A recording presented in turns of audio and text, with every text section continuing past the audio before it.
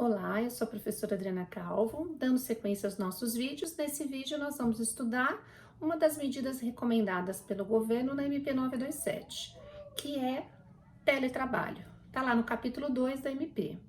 Primeiro eu gostaria de fazer uma crítica aqui técnica. A MP chama de teletrabalho, só que o artigo 4º diz que, na verdade, é a alteração do trabalho presencial para o teletrabalho, trabalho remoto ou outro tipo de trabalho à distância. Então não é só teletrabalho. Então o nome do capítulo não deveria ser teletrabalho, porque o trabalho à distância ele é gênero e ele engloba o teletrabalho e o trabalho em domicílio. Então existe a figura do empregado em domicílio, que é regulamentado lá no artigo 83 da CLT. Para quem já é meu aluno e tem meu manual de Direito do Trabalho da Saraiva, eu trago lá na página 33 essa diferenciação técnica entre o empregado em domicílio, por exemplo, aquela costureira que trabalha em casa para fazer suas peças, e o teletrabalhador, que é aquele trabalhador que precisa das ferramentas de telemática para conseguir trabalhar, que o uso das ferramentas de telemática é imprescindível.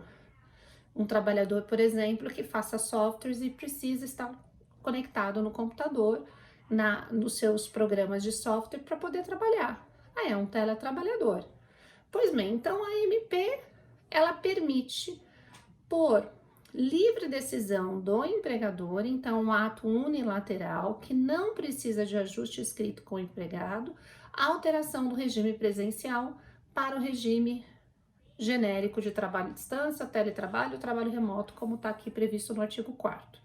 Então, essa é a primeira observação que eu gostaria de fazer com vocês, porque a CLT, lá no artigo 75C, que trata somente do teletrabalho, diz que para alteração do regime presencial para o teletrabalho, tem que haver mútuo acordo entre as partes, registrado em aditivo contratual.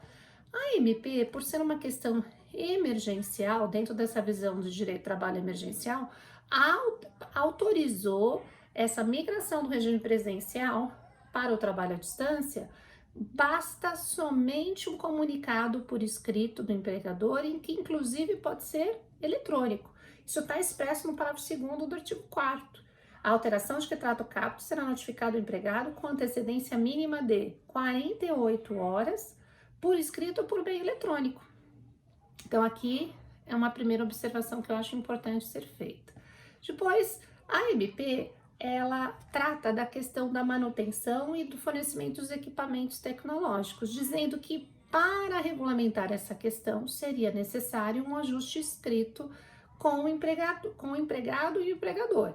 Então, o parágrafo 3º do artigo 4º diz: as disposições relativas à responsabilidade pela aquisição, manutenção e fornecimento dos equipamentos tecnológicos e infraestrutura necessária e adequação à prestação do teletrabalho, trabalho remoto ou trabalho à distância, inclusive as despesas, o reembolso de despesas, devem ser previstas em contrato escrito. E a MP, ela trouxe uma possibilidade que esse contrato escrito seja celebrado dentro de 30 dias contado da mudança do regime. Então, a princípio, o espírito da MP foi: comunico no prazo de 48 horas que vai ser alterado o regime presencial para o teletrabalho. Comunicação jus variante do empregador. Segundo momento, vou regulamentar quais vão ser as condições de trabalho nessa nova modalidade. Como? Por meio de um aditivo ao contrato de trabalho.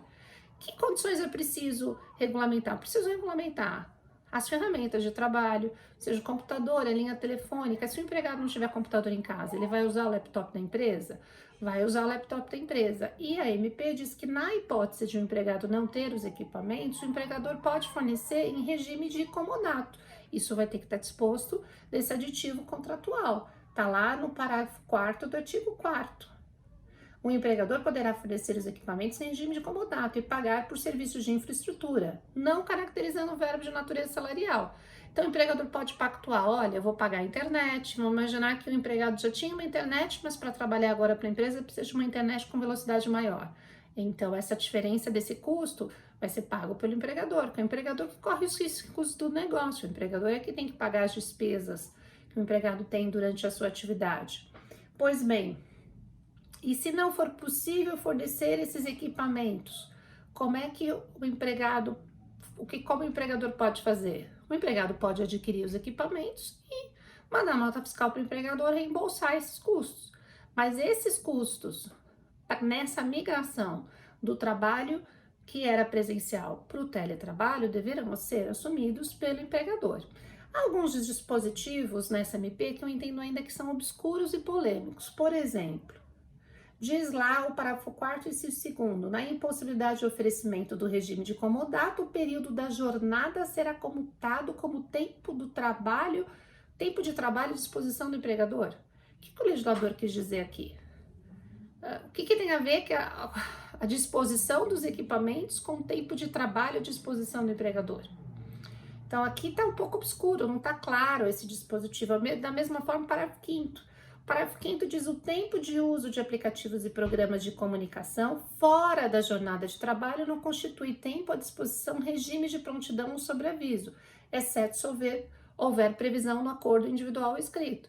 Quer dizer, se o empregado acessar o WhatsApp da empresa meia-noite, não é tempo de trabalho. Se ele acessar um aplicativo na empresa para trabalhar, não seria considerado jornada de trabalho, tempo de trabalho.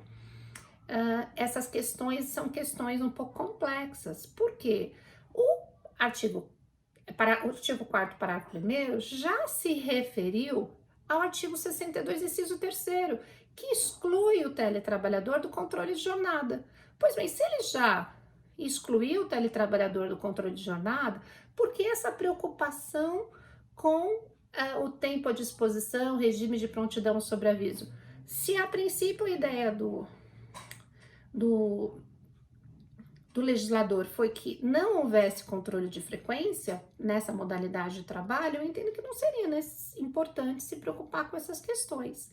Pois bem, para mim são temas um pouco obscuros que merecem um esclarecimento melhor durante a fase aí de conversão da MP para a lei ordinária, que deverá ser aí próxima, em breve deverá ocorrer isso.